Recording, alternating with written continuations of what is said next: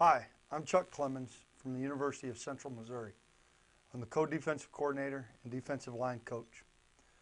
What I'm going to talk to you about today is improving tackling through drills and verbiage so that we can address a common problem that we as defensive coaches have.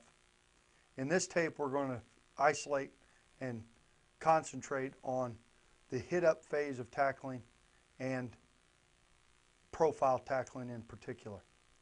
I'd like to give special thanks to the American Football Monthly. I think they do a tremendous job providing insight and educational experiences for us as coaches.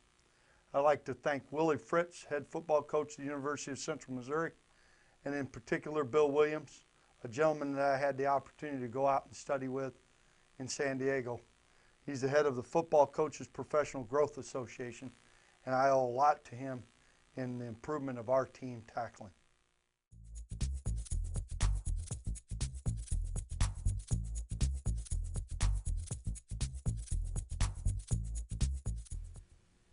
As I mentioned before, this video is going to concentrate on the hit-up phase of tackling and isolate particularly on the profile type of tackle.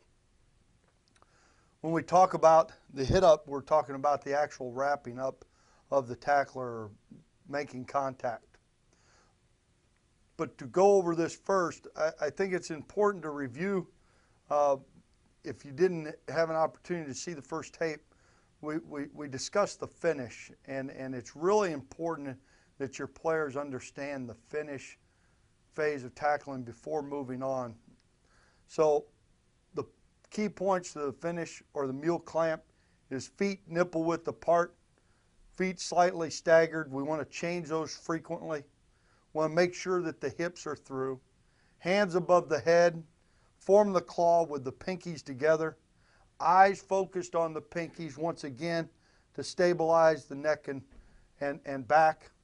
We want to squeeze the elbows to utilize the lats. Give you an example of the finish very quickly. Finish position, talk about hips through, high hands, eyes focused on the pinkies. This is from a knee position.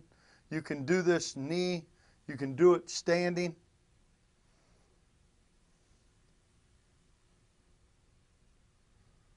Elbows together, squeeze and utilize the lats.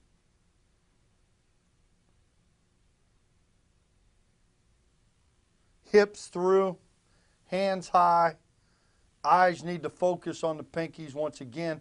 He's kind of looking off into space there.